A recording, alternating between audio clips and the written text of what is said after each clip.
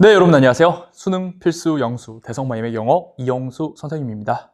정말 말도 많고 탈도 많았던 우리 9월 평가원 시험이 끝났습니다. 자, 지금부터 각 문항별 난도는 어땠는지, 그리고 전반적인 앞으로 학습 방향이 어때야 하는지 아주 디테일하게 선생님이 말씀드리도록 하겠습니다. 자, 이번 시험은요, 일단 어떤 의미를 갖느냐?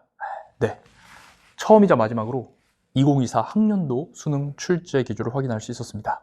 보통 이제 6월과 9월 이 두 시험을 보고 트렌드를 예측하는데, 6월 보고 나서 대통령의 특별 지시로 문항 출제의 시스템을 완전히 갈아엎었죠. 그래서 이번 9월이 이번 수능을 어떻게 대비해야 되는지를 보여주는 처음이자 마지막 기회다라고 할 수 있겠습니다. 그래서 우리는 이 지금 총평도 중요하지만 이 총평을 기반으로 앞으로 어떻게 공부해 나갈 것인가를 잘 정립하는 것이 대단히 중요하다라고 할 수 있겠어요. 자, 일단 난도를 보겠습니다. 이 평가를 주관한 한국교육과정평가원과 EBS 강사진의 발표에 따르면 6월 모의평가보다 국어, 영어가 어렵고 수학은 다소 쉬운 수준이라고 분석을 했습니다. 그리고 킬러 문항은 없지만 변별력은 갖췄다라는 평가를 내렸어요. 네, 맞습니다.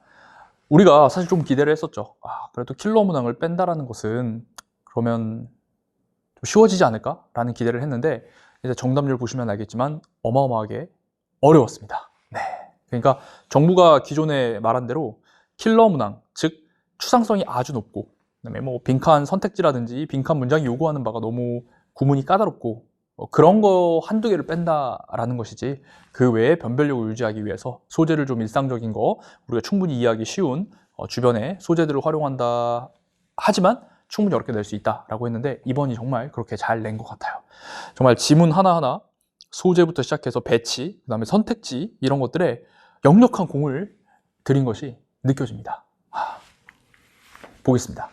좀 구체적인 전반적인 유형도 거의 비슷하게 유지되는데, 특이점 딱 두 가지만 말씀드리면, 첫 번째 이제 듣기 3번이 이제 6평에서 두 사람의 관계를 묻는 문제에서 이제 요지 문제로 바뀌었는데, 그게 이제 9월 평가원에도 유지가 되었습니다. 아마 올해 수능도 그러면 이 요지 문제로 나오지 않을까 싶어요. 뭐 듣기지만 요지 문제를 푸는 법은 간단합니다. 필긍동 필부액, 즉 필자가 어떤 긍정하는 것에 동그라미 하고 부정하는 거에 X를 하는 것을 듣기 할 때도 적용하면서 여러분들이 들으시면은 요지 문제는 대단히 쉽게 풀 수 있습니다. 자, 근데 한 가지 특이했던 점이 독해 30번, 우리 이거 이제 6월 평가원에서 처음으로 거의 5년 만에 부활을 했죠. 뭐가? A, B, C 선택형 문제로 부활을 했습니다. 그런데 이번 9월에는 그렇게 나오지 않고 그냥 다시 원래대로 1번부터 5번까지 선택형 문제로 이제 회귀를 했다라고 보시면 되겠습니다. 그래서 올해 수능에는 이게 지금 선택형으로 나올지 1, 2, 3, 4, 5로 나올지 아직은 조금 판단하기가 어려운 그런 상황이라고 보겠습니다. 자, 난도 어려웠던 시험입니다. 자, 그 객관적으로 알 수 있는 게 보통 이제 정답률 50% 이하의 문제가 몇 개가 있느냐 정도로 우리가 난도를 가늠해 볼 수 있는데요. 7문제가 있습니다. 그 다음에 여기도 지금 51, 54, 54%라서 50% 언저리에 있거든요. 이 정도면 대단히 어려운 시험이다 라고 볼 수 있어요. 특히 지금 20% 초반에 정답률을 보이는 것들이 있는데, 제가 이제 현장에서 강목 K라든지 스콜라 모의고사 이번에 80% 오답률을 보여줬던 것들이 있는데, 그런 거 하면 아이들이 굉장히 좀 많이 힘들어하고 이게 문제로서 가치가 있나? 이런 의구심을 좀 가지는데, 이번에 문제들이 다 그렇게 조금 어마어마하게 정답률이 낮은 것을 볼 수 있습니다. 그렇다고 이 문제들이 나쁘다는 건 아닙니다. 굉장히 클리어하게 잘 풀리는데, 여튼 충분히 변별력을 유지했다 정도로 이해를 해주시면 되겠어요. 특히 이 빈칸, 함축, 삽입 전반적으로 두드러진 점은 오답 선택지 소거가 아주 까다로워졌습니다. 즉 이게 오답을 소거를 하려면 정말 그 전체의 내용, 다시 이게 오답이라는 걸 깔끔하게 소거하려면 글 전체의 내용과 그 전체의 흐름을 좀 정확하게 이해하고 있어야지 자신 있게 쳐낼 수가 있었어요. 그냥 이제 되게 기존의 문제를 조금 쉽게 만들었을 때는 그냥 지문 난도는 엄청 높아, 추상적이고 무슨 말인지 모르겠어. 근데 오답 선택지는 정답 빼고 나머지는 조금 다 지문 내용과 무관한 거라서 그냥 이게 정답이네 하고 이렇게 풀었던 거라면, 지금은 지문 내용을 이제 전체를 다 조금 이제 소재가 덜 추상적인 만큼 다 이해하고 전체 흐름을 기반으로 오답 선택지를 소거해야 되도록 출제가 되었습니다. 굉장히 잘 만든 문제들이다. 단순히 어떤 하나의 어떤 부분을 근거로 삼는 게 아니라 지문의 핵심도 이해해야 되고, 그 다음에 재밌었던 게 여러 개념들이 나올 때가 많았어요. 그러니까 적어도 이제 A는 뭐다라는 말을 계속 반복하는 그런 단순한 글의 구조가 나오지 않고 두 가지 대상 혹은 과거와 현재 두 가지 시점 이런 것들을 통해 가지고 여러분들이 이제 글을 제대로 이해했는지를 디테일하게 물어보았습니다. 선택지를 통해. 자, 특히 더 두드러졌던 건 소재인데 이번 6평 소재를 보면 31, 32번은 사회, 33, 34는 철학, 39, 40은 생명과학 이런 식으로 이 주요 유형의 소재의 카테고리가 한 8개 정도 됐고 또 이렇게 비슷하게 유형 비슷한 것들끼리는 붙어 있었어요. 그래서 읽을 때 조금 이제 물론 이제 지문 내용은 완전 다르지만 그래도 소재가 비슷하니까 편하게 읽히는 느낌이 있었습니다. 근데 이번에 진짜 출제자들이 많이 준비했다고 느낀 게 이 소재들도 보시면 31번 문화, 32번 언어, 33번은 과학이고 34번 예술, 또 39번 예술, 역사 뭐 이런 식으로 돼 있는데 여기 지금 중간에 35, 6, 7이 좀 빠져 있지만 35번은 텔레커뮤니케이팅, 그 다음에 또 36번은 스테레오타이핑, 그 다음 37번은 또 식물 얘기 이렇게 해가지고 이 번호마다 소재가 다 달라요. 사실 이제 문제를 출제해 본 사람들은 압니다. 이렇게 소재가 다 다르려면 이 원전이 다 달라야 되거든요. 그러니까 정말 많은 원전을 봤다라는 겁니다. 기존의 이제 6평이라든지 이런 거에 비해서 훨씬 더 다양한 원전을 보고 소재 배치에도 대단히 신경을 썼다. 근데 그렇다면 이 주요 유형 소재의 다양성이 높아진 것은 물론이고 전체적으로 같은 소재를 연속적으로 배치 안 했고 하다 보니 이 체감 독해 난도가 좀 높을 수도 있어요. 정보량이 되게 많아지는 듯한 느낌이 들고 하면서 체감 독해 난도가 높아질 수 있다. 특히 현대 사회의 변화와 관련된 소재들이 참 많았어요. 그래서 옛날에 이랬는데 지금은 이렇다. 그래서 뭐 태그, 이미지에 태깅을 한다든지 그런 또 기술 관련 지문도 있었고, 미디어 편집이라든지 이런 것들이 나오는데, 그러니까 이 원전들도 상당히 최근에 출간된 그런 원전들 아마 보신 것 같아요. 그래서 상당히 문제 출제에 많은 시간과 노력을 들은 아주 좋은 문제지다라고 보셔야 되겠습니다. 잘 공부해야 되겠죠. 다시 한번 이제 향후 학습법을 말씀드리면, 맞아요. 단순히 그런 스킬로 푸는 거. 지문 내용은 어려운데, rather 앞에 부정어니까 여기 들어가면 되겠다. 뭐, 이런 식으로 풀리는 그런 문항들이 거의 없었습니다. 그래서 까다로운 해석도 전체적으로 잘해야 되고, 까다로운 내용상의 관계성들을 잘 이해를 하는 것이 매우 필요하다. 그리고 선택지 소거를 하려면, 어떤 핵심적인 내용들을 잘 이해하고 디테일하게 흐름을 다 파악해야지 소홀할 수 있었다 정도로 이해를 할 수가 있겠습니다. 그러면 구체적으로 이제 한번 문항별로 살펴보도록 하겠습니다. 자, 일단 오답률 1위에 랭크된 빈칸 33번이에요. 자, 이 질문은 우리 맨델 형님, 우리 생명과학 친구들 아주 익숙하신 분이죠. 나와서 이제 잘 풀 거라고 생각했는데 다 틀렸습니다. 자, 이거는 빈칸 문장이 요구하는 바가 맨델의 통찰이 어떤지를 물어보고 있어요. 즉 맨델의 통찰, 맨델의 혁신이 어떤지를 물어보는데 이게 되게 쉽게 앵커링 되지가 않습니다. 자, 앵커링이란 거 이제 지문에서 이 맨델 통찰, 즉 혁신의 특징을 근거를 찾는 것인데 왜냐하면 애초에 이 글이 이 혁신이 마이너스인 경우, 시대를 너무 앞서가지고 실패하는 경우랑 근데 이제 이상적으로 이제 혁신이 성공하는 경우 이 두 가지가 나와요. 마이너스인 경우와 플러스인 경우. 그래서 이 마이너스와 플러스인 경우에 전환을 좀 느끼면서 뭐 부사 혹은 부사로 전환을 좀 느끼면서 이렇게 캐치를 딱 글의 흐름을 잡아나가야 됩니다. 그리고 이제 예시에서 맨델의 이야기가 나오는데 맨델의 이론 처음에는 박살나요. 35년간 무시당했습니다. 그래서 이제 혁신이 받아들여지지 않은, 즉 너무 미래에 앞선 이런 게 나왔다가 빈칸 문장이 요구하는 바는 이제 수십 년이 지나고 decades later 과학이 이제 문제에 직면한 거예요. 맨델의 발견이 대답해 주시는 그 지금 주변 환경 만들어진 겁니다. 그때의 맨델의 통찰은 어땠는지라고 물어보니까 지금 혁신이 플러스가 될 수 있는 바로 그 시점을 여러분들이 지문에 찾아서 앵커링을 해줘야 한다는 것이죠. 그래서 글 전체 흐름을 다 이해를 했어야만 했다. 그래서 이제 앵커링을 하더라도 이 4번 선택지 were only one step away 이런 영어식 표현이 좀 이해가 안 되는 학생들이 되게 많았을 것 같다라는 그런 게 있습니다. 제가 이제 해설 강의에서도 얘기하지만 스티브 잡스가 예전에 뭐 항상 IT 기기 새로운 거 발표할 때 여러분 아이폰에 뭐 제어 센터 이런 거 슉 한번 스와이프 한 번으로 하면 여러 가지가 다 갈 수 있잖아요. 그렇게 해서 복잡하게 어디 들어갔다 이렇게 하는 게 아니라 정말 클릭 한 번으로 모든 게 해결되는 It's a click away 이런 표현 많이 썼거든요. 그래서 one step away 하면 이제 한 걸음 떨어져 있다는 건 그만큼 이제 곧 어베일러블 할 수 있는 그런 상황이다라는 건데 이런 거가 어려워요. 그리고 이 선택지가 짧잖아요. 쉽잖아요. 이게 이제 기조를 반영한 것이긴 한데 이런 보통은 이제 정답 선택지가 어떠냐면 좀 무거운 단어들로 헤비한 단어들로 좀 약간 신텍스도 좀 복잡한 그런 것들, 좀 있어 보이는 것들이 정답 선택지가 되었습니다. 그런데 지금 이제 only one step away, 요거 이제 거의 17학년도 수능 33번 one no longer loves 그 수준으로 이제 가볍게 돼 있어가지고, 사실 이제 모의고사 이런 거 쳐다보면 요런 게 정답 선택지일 때 오히려 학생들이 찍기가 되게 힘들어요. 설마 이게 정답인가? 너무 좀 간단한 표현인데? 이런 생각이 들어가지고요. 쉽지 않고, 거기다가 1번, 3번, 5번 요것도 이제 소거를 하기가 대단히 그 글 전체에 대한 온전한 이해를 요구한다. 그래서 상당히 문제의 선택지가 좀 기가 막힙니다. 잘 만들었고, 선택지 지문 내용을 이해하면 소거는 굉장히 좀 엄밀하게 다 가능해요. 그래서 복습 잘 해주시면 되겠어요. 그래서 글 전체 흐름을 이해해야지 딱 풀 수 있는 그런 식의 문제들이 나오고 있다. 그 다음에 저기 지금 잘못 나왔네요. 빈칸 38번이 아니라 우리 지금 삽입입니다. 삽입 38번인데 이거 같은 경우도 38번, 39번도 읽었을 때 확실하게 단절이 딱 느껴지는 그런 부분이 없어요. 갭이 없는 문제다 볼 수 있겠습니다. 그래서 그리고 이 1, 2, 3, 4, 5 하나하나 내용 간의 연결이 다음과 같은 명시적 시그널을 기준으로 적절하게 연결되는지를 여러분들이 파악하도록 묻고 있습니다.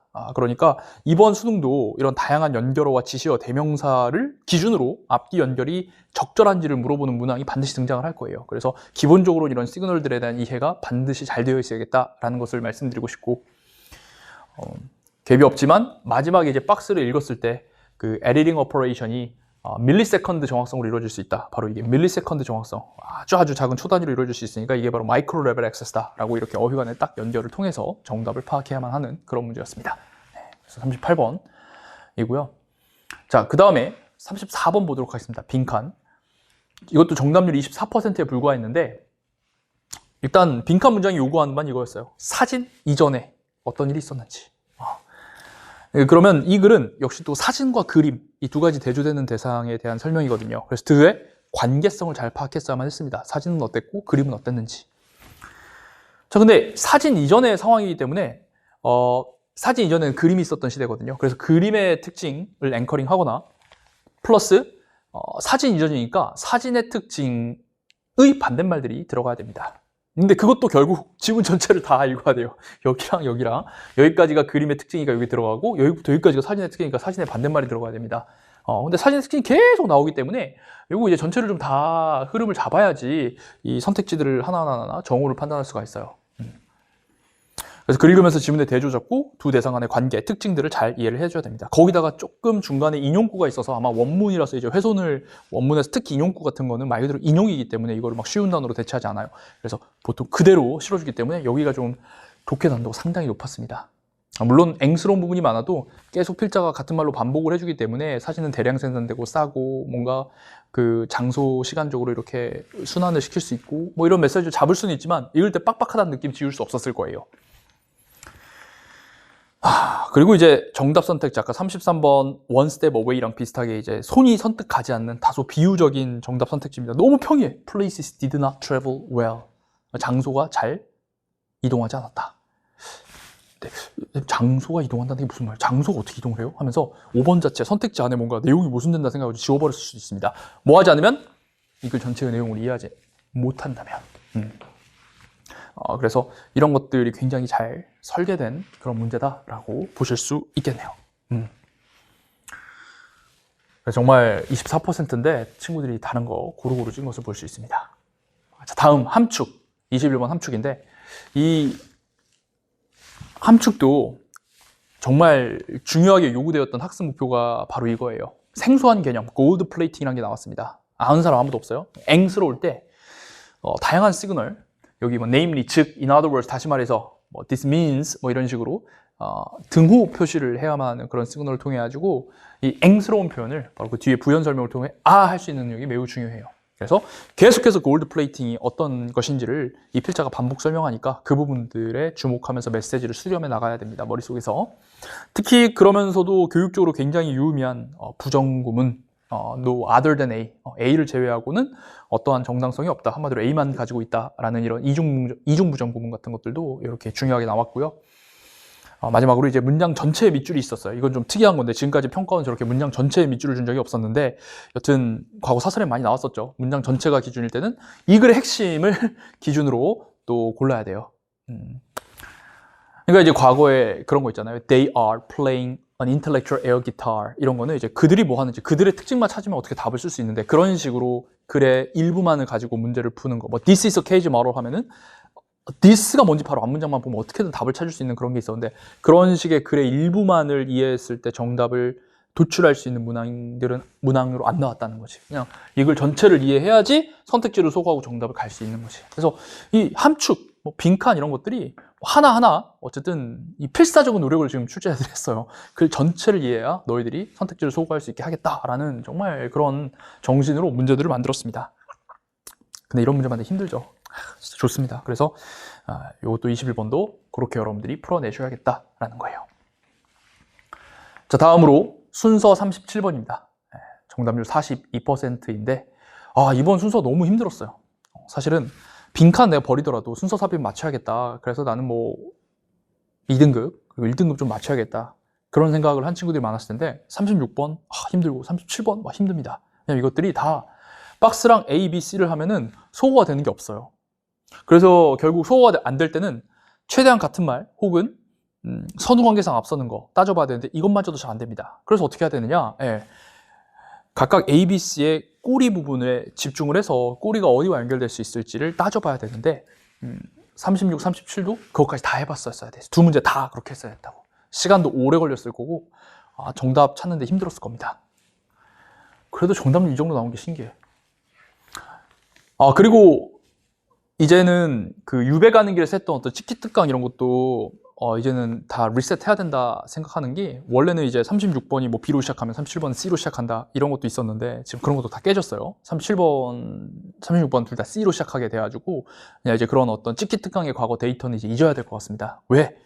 이제 그렇게 과거에 답습하지 않을 거니까 완전히 지금 출제 방향을 바꿨으니까 이제 찍기특강 뭐 참고는 할 수 있겠지만 절대적으로 의존해서는 절대 안 된다라는 말씀드리고 또 아마 이제 빈칸도 여러분들 아마 순서 삽입 이렇게 푼 다음에 이게 어려우니까 빈칸 없어가지고 그래도 빈칸 찍기 1번이 국룰이자고 1번 찍었는데 맞힌 거 하나도 없죠. 1번이 하나도 안 나왔습니다.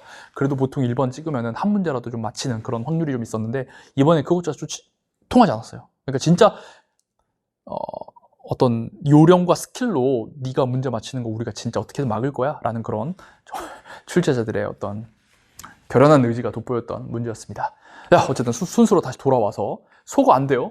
그래서 박스와 연결성을 확정할 수 없는데 이제 꼬리에 각각 꼬리를 읽어보면 여기서 이제 올소를 통해서 꼬소바, 즉 꼬리의 소재가 살짝 바뀝니다. 뭐 크게 바뀌진 않고 이제 식물은 과거의 기억을 사용한다는 말이 나와요. 그래서 요거를 가지고 요 꼬리가 B의 머리, 식물이 계속해서 그들의 포지션을 여기 시간과 공간의 관점에서 기억한다라고 하는데 여기도 이제 시간과 공간의 관점에서 계속 알고 있다라는 말이 같은 말로 딱 연결되는 것을 파악할 수 있어야 돼요. 그래서 일단 CB를 읽고 그 다음에 B 꼬리랑 A 머리를 보면 이게 in contrast를 통해서 식물인데 어떤 식물? 이것도 좀 어려운데 과거에 다양한 영양적 이용 가능성을 경험한 친구. 이게 무슨 말이야? 과거에 다양한 영양 이용 가능성을 경험했다는 건 영양 이용이 좋았을 때도 있었고 나빴을 때도 있었고 이런 플럭추에이션이 있다는 걸 의미를 해요.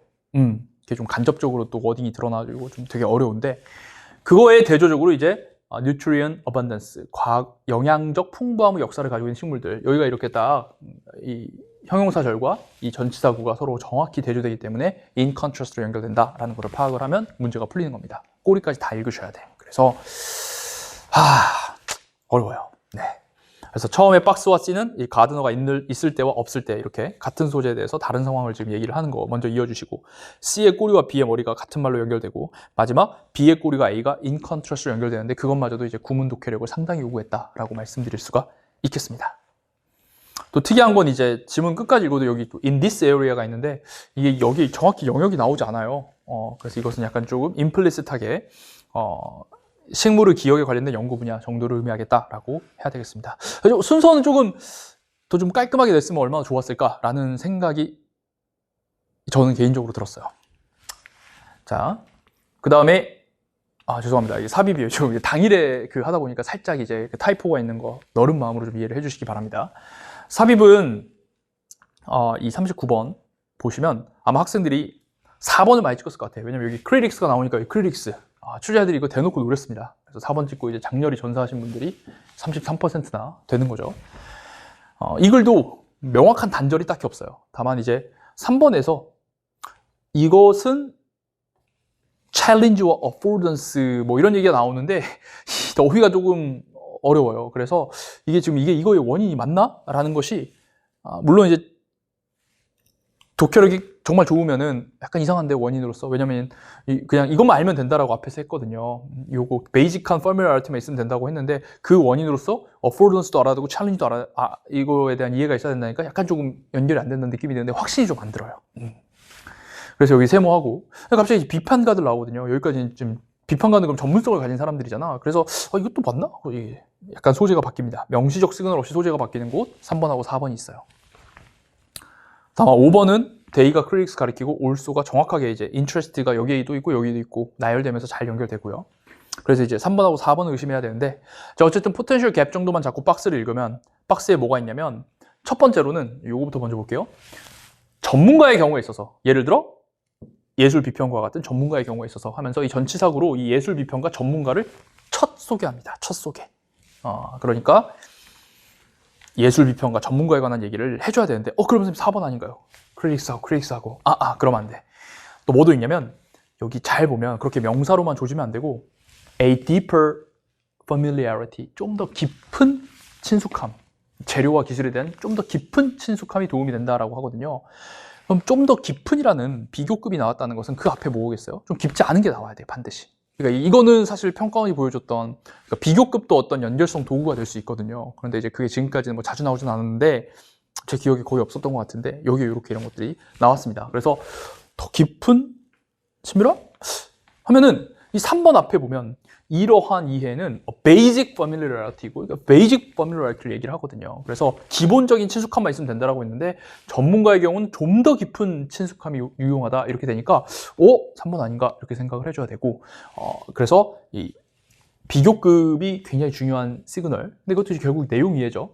그 다음에 이제 좀 더 이 재료와 기술에 대한 더 깊은 이해가 있으면 유용하다라는 말이 그럼 왜 깊은 이해가 있으면 유용해? 모든 예술적인 재료와 도구들은 그것만의 챌린지와 어포던스를 가지고 오니까 하면서 마이너스도 있고 플러스도 있으니까 좀 더 깊이 이해해야 된다. 이런 것이 인과로 잘 연결된다는 것을 파악을 해줘야 됩니다. 그래서 챌린지와 어포던스까지 다 있다. 라는 거를 파악한 이게 내용적으로 연결된다는 걸 따지는 게 상당히 쉽지 않아요. 그래서 이 박스와 3번 이후가 인과로 잘 딱 연결된다라는 것을 이해한다는 것이 쉽지 않기 때문에 어렵지 않았나 생각이 듭니다. 아이고 장문도 50%밖에 안 되네요. 자 여기 보면 해석이 좀 중간중간 어려워요. 그래서 이제 뻑뻑하다는 생각을 했을 텐데 여기 보면 이제 또 context information 하고 content 즉 맥락과 내용 이 두 가지 대상이 나옵니다. 그래서 이것들을 여러분들이 정확하게 이해하시면서 각각의 관계성을 좀 봐야 돼요. 서로 다른 기억 처리가 일어나고 즉 내용은 기억을 해도 맥락 그 내용이 도대체 누구한테 어디서 왔는지는 언제 내가 그 얘기를 들었는지는 까먹을 수 있다. 요걸 잡아가야 됩니다. 특히 이제 이 어휘 문제에서도 요 마지막이 되게 중요한데 이 마지막 문장에서 source of knowledge가 어렵다면 기억하는 게 어렵다면 그럼 여기서 source of knowledge가 뭐예요? 지식의 원천이니까 원인 어디서 왔는지 이게 컨텍스트입니다. 컨텍스트를 기억하기 어렵다면 네가 학교로부터 많은 걸 기억하지 못했다고 결론 내리는 게 어렵대. 근데 학교에서 왔다. 이것도 뭐예요? 이것도 컨텍스트거든요. 그러니까 컨텍스트에 대한 기억이 어려우면 컨텍스트를 기억하지 못한다라고 딱 해야 돼요. 근데 그게 어렵다 그러면 안 되거든. 컨텍스트를 기억하지 못할 수 있다. 긍정의 표현이 와야 돼요. 근데 이렇게 이제 어휘 문제를 잡으려면 챌린징을 어려운이 아니라 easy 반대말 쉬운 어려운이 아니라 쉬운이라는 반대말 아닌가라는 생각을 해보는 것도 대단히 중요하고 그 다음에 이 source of knowledge랑 school이 둘 다 이제 컨텍스트를 가리킨다는 걸 이 지문 전체의 내용의 흐름을 통해 다 알아야 돼. 보통 이제 이 어휘도 쉽게 내면 그냥 뭐 다 흐름 몰라도 그냥 딱 그 한 문장만 isolate에서 봤을 때 isolate, separate 해가지고 봐도 그냥 그 문장 내에서 논리관계가 안 맞아가지고 바로 틀리게 되는 경우가 있는데 그렇잖아. 다 이해해야 돼. 그래야지 마지막 5번이 정답으로 깔끔하게 나올 수 있어요. 그게 안 되면 이제 오래 걸리겠지. 이걸 이해하는 데 있어서. 거기다 제목도 이렇게 이제 물음표 제목에 의문문이 들어가 있으면 그 의문에 대한 답이 글의 핵심인가 따져보도록 이렇게 나왔거든요. 이런 것들이 참 제목 문제, 주제 제목 안에서도 이렇게 의문문도 내고 이렇게 했다라는 게 참 정성을 많이 들였다라는 생각이 듭니다. 그리고 다 키워드들을 잘 배치해가지고 이 컨텐트 메모리와 컨텍스트 메모리의 관계를 정확히 이해해야지만 이 소거를 할 수가 있어요. 기가 막히게 만들었어요, 여튼. 아이고. 자, 그리고 또 요약 같은, 여기도 죄송합니다. 36번 순서인데 이 순서가 정답률이 높아서 깜짝 놀랐어요. 그런데 이것도 무엇이 앞서야 되는지 다 소거가 안 되고 막 이런 느낌을 든 학생들이 많았을 거예요. 다 꼬리를 따져봐야 되는데 일단 기본적으로 이 these tasks 이 명시적 쓰는 tasks가 과업이니까 내가 뭔가 능동적으로 하는 일을 의미해야 됩니다. 그래서 사실 these tasks를 좀 주목해서 B를 소거하는 게 이 문제를 푸는데 제일 좀 빨리 풀 수 있는 방법이에요. 이것도 연결된다 생각하면 이제 뒷목 잡게 되거든요. 하고 그다음에 이제 C하고 A랑 B를 이렇게 읽어봐야 되는데 C에 어떤 부정적인 코노테이션이 있다라는 얘기가 나오고 그래서 C, B 뭐가 앞서는가 고민해야 되는데 B 꼬리에서는 또 진짜 위험이 나와요. 진짜 위험. 그러면 진짜 위험이면 겉으로 보기엔 이런 생각인데 진짜 이렇다 이런 맥락이 나와야 되니까 일단 C가 B보다 앞선다는 거를 좀 알 수 있어야 되고요.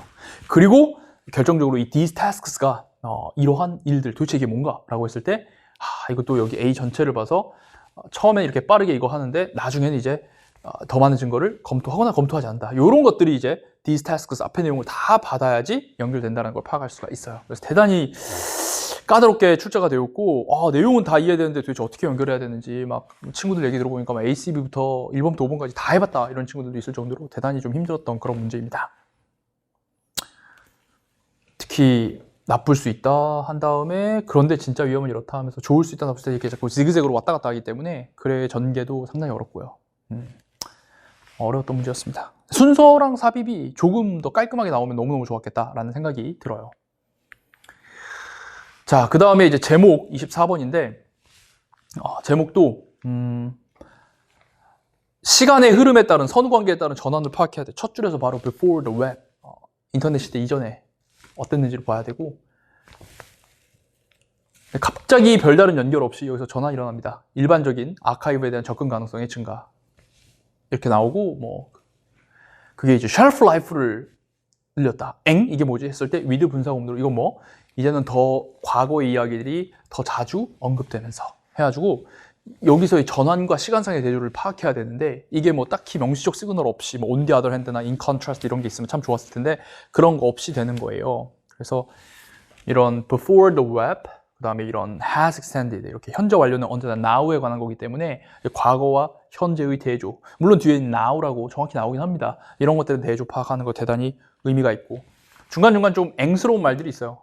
처음 읽으면 저널리즘이 current다 할 수 있다고 그리고 this departure this 플러스 명사 나오는데 이것도 앞에 있는 뭔 내용을 정리하는지를 깔끔하게 파악하기가 되게 어려워요. 강의에서 일단 설명해 줄게요.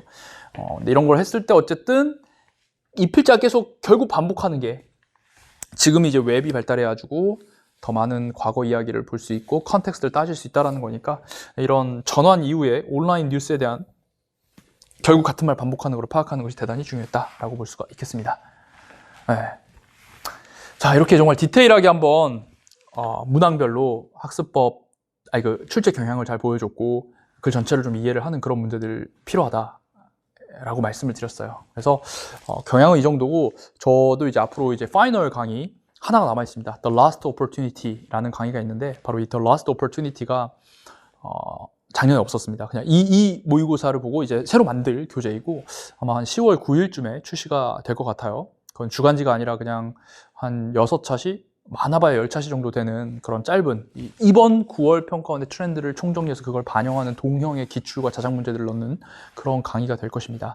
그래서 그걸 통해서 여러분들이 제가 이 문항들 하나하나를 이제 해체를 할 거거든요. 예를 들어 아까 21번 같은 경우는 부정구문 있잖아요. 이제 그런 것들에 대해서 당연히 이게 다시 나오진 않겠지. no other than 또 나오진 않겠지. 그런데 그런 것들을 해체해서 쫙 보여주고 정리해주고 그리고 동형의 문제들 한번 다 풀어볼 수 있게 해주고 하면서 이 전체적인 흐름을 이해하고 그걸 바탕으로 오답 선택지를 소구해야 되는 그런 좋은 문제들로 그리고 그런 능력을 배양할 수 있는 컨텐츠로 가져오도록 하겠습니다. 또 그때까지 여러분들은 어쨌든 다양한 기출분석서 그리고 The Last Opportunity, 그 다음에 스콜라 모의고사 등등 통해가지고 계속해서 공부를 꾸준히 해 나가시면 되겠어요. 점수가 많이 떨어질 수 있습니다. 그런데 이제 흔들리지 말고 이번에 이제 경향을 정확히 파악했으니 이 방법대로, 이 방향대로 앞으로 꾸준히 공부해서 해야 할 것을 해 나가면 되겠습니다. 네, 이렇게 해서 9월 총평을 총 마무리를 했는데요. 자세한 그 문항별 설명은 제가 해설 강의를 통해서 진행을 할 테니까 계속해서 여러분들 따라와 주시면 감사하겠습니다. 너무 시험 보느라 고생 많으셨습니다. 네, 영어가 정말 쉽지 않았습니다. 문해력이 되게 좋은 애들은 쭉 읽고 이건 것 같은데 해서 정답 찍는데 디테일하게 근거를 잡고 이제 풀었던 학생들 오히려 조금 빡빡하게 느껴졌던 그런 정말 잘 만든 문제지었다. 네. 여러 번 복습해서 우리 완전히 이번 수능 때는 이 9편 같은 유형의 문제 당황하지 않도록 잘 준비해야 되겠습니다. 감사합니다.